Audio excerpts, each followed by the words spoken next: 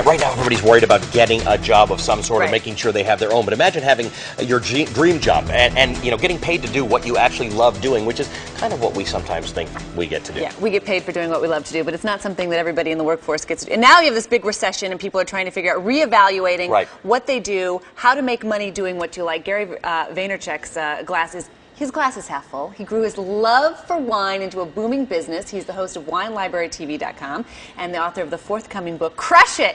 Turn your passion into profit in a digital world. And by the way, you got a book deal for 10 books with Harper Studio. Tell us what we're talking about here. How does a guy... and you have 145... How many people follow you on Twitter? 350,000. Oh, my God. So people listen to you. You are telling people something that they want. We could start with that. You are phenomenal. You are, by definition, a phenomenon. What exactly is going on here? Why are people following you? What are you telling them? I care. And see, what people need to understand is the way we communicate today is so different. And the platforms have been redefined. You know, I was a wine shop owner in New Jersey, had a passion about wine, took a camera, started putting it out there, and just put it out there and just hustled, worked every day, answered every email. And which initially were wine questions about wine. Absolutely. The first 2 years, I didn't really play my business card until like late '07 about how I did it. Everybody just thought I was crazy and ate dirt with Conan O'Brien, and that's how it happened. But at the end of the day, what I realized, what I saw in late '05 was that the world completely changed. Marketing has changed, business has changed, personal brand has changed. It's a two-way conversation now, Ali. You know, it's not just we dictate. People want to interact, and I interact a lot. Okay. You're on the leading edge of that. You're on the leading edge talking back to people. People are getting through the traditional forms of media because they want to get the information that they want, and you're giving it to them. No question. People want to, you know, touch and feel their brands, their celebrities, their products. You know, you think it's hard explaining Twitter today? I've been using this since '06. Wow. So, okay, well then, can you explain it? Yeah. We're both on Twitter, as you are, but we don't have nearly the following that you have. I got blasted a little bit because I don't do it as frequently as I should. If you're doing it, you're having a short conversation. It's like the running thoughts in your head to the people who want to hear what you have to say. People have a billion different things. Here's what it really is. It's word of mouth on steroids. It's the fact that you could put something out there and the people that care about that, if it's quality, because content is always king. If it's quality, it gets expanded in so many directions. And that's the real power of it. Everybody now has a voice. It's not just certain select few. All right, so I want to put this up on screen to show people, and this applies to entrepreneurs or big businesses. You said content is king. Create content. Yes. Treat Twitter as a cocktail party. I love that. I love that. So a lot of people are confused of how to use Facebook and Twitter and Tumblr, which is a site that a lot of people will be talking about in a couple of years. You have to treat it not as a presentation, but by working the room. Right. When you go to a cocktail party, Ali, you're not always talking about business. Right. If you're to the gardener in town, you're not pitching everybody. It may come into the conversation, but you're also talking about the Little League game, the weather, you know, Shaquille O'Neal, whatever you're talking about. And to me, that has to translate to this. These platforms, Twitter, Facebook, Tumblr, they're just a translation from the real world. You know, somebody said to me, treat it like a bit of a give and take. If you were in a cocktail party and you just did all the talking and it was just a pitch and it was just all about you, people will get a sense of that. Invite others in. Retweet on Twitter, for instance, or send out on Facebook other interesting things that you learned that you thought the people who are your friends might want to know about. You know where that started wrong? Somebody told me, just do it. Right. Just come from here. You come from the heart and you treat it as a real product, not like, how am I going to use this? Everybody's trying to figure out how to game it, how to use it. That's just a total wrong approach. Use it to communicate. That's what people like. Game over. How do you turn it into something that is going to make you live your dream and make money? That's where it shifts. I believe everybody needs a platform, a home base. You know, my home base lives online, yours lives on television. Whatever it is, you may be a written word, you might not be an extrovert, you might want to write. But if you put out quality content and use things like Twitter and Facebook to shake people's hand, to bring them to your content, all of a sudden you have eyeballs. Let's be very honest. The confusion of how Twitter or Facebook are going to make money is silliness. Right. If you don't understand that eyeballs turns into cash, then you don't understand business. God, if every major business should be running around trying to find people like you so that they can figure out how to reach out, I mean, maybe that's a business opportunity for a lot of people. Here's my question. How far does this conversation go? This is a very interesting conversation. You're going to write 10 books. Yeah. How far do you go in to be able to I'm going to crush it so this? big on the first book, the other 9 won't really matter. Won't matter. No, but here's what it is, Alex. Here's what really is the shift. Nobody can wrap their head around, traditional people Yeah. that have been in business for a long time, whether personal brands or products, can't wrap their head around the fact that they don't control the message of the brand anymore. Ali, your fans control the message. right. They're the ones talking about it, and the way you respond to them is the game, not what you tell them. So what does that mean? Does that mean that the idea is you're listening as much as you're feeding out there? No, the idea is you're listening all the time. You listen. That's the game.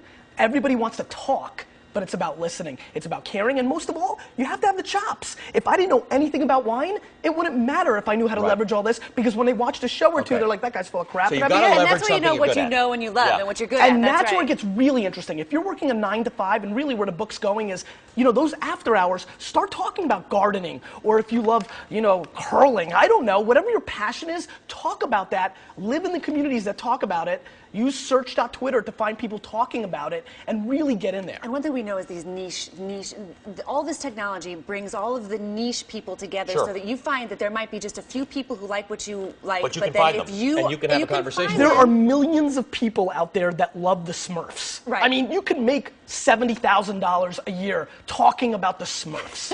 That's the world we live in, Ali. That's the world we live in, my man.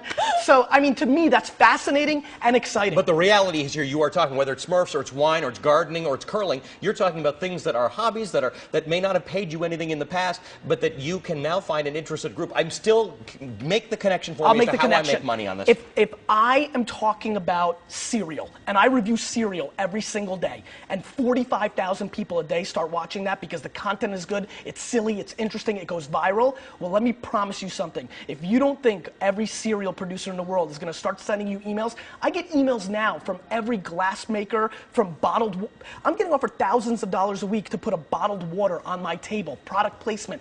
Everything that's relevant in movies and television is relevant online, because if you can get the eyeballs, and the only way you can do that is to have a lot of passion and chops for that subject matter. But even cereal, somebody's going to want to monetize.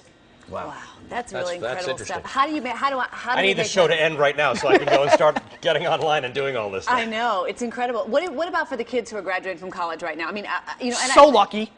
So lucky. So They're lucky. Lucky. Why? Because they're not going to go to like standard, you know, square jobs. They're going to have to hustle. This conversation is starting. You're putting me on this platform. A lot of people are going to see it, and they're going to realize, oh my God, I can really talk about hip hop, and if I'm good at it, and if I hustle, listen, I preach an exciting thing, but make no mistake about it. This is a lot of work. I mean, I spent 7, 8, 9 hours a day answering emails, going into wine communities, becoming part of the conversation. But if you do that, and you've got some skills and knowledge, you absolutely have an opportunity to monetize. And a lot of kids aren't going to get jobs. They're going to have no alternatives. They're going to do this. They already kind of know how to use Facebook and Twitter, and they've got an amazing opportunity. What is this I'm ride, jealous. What has this ride been like for you, from going from a wine guy in New Jersey to now kind of, you know, a leading edge thinker on content and business As he development? said, a phenomenon.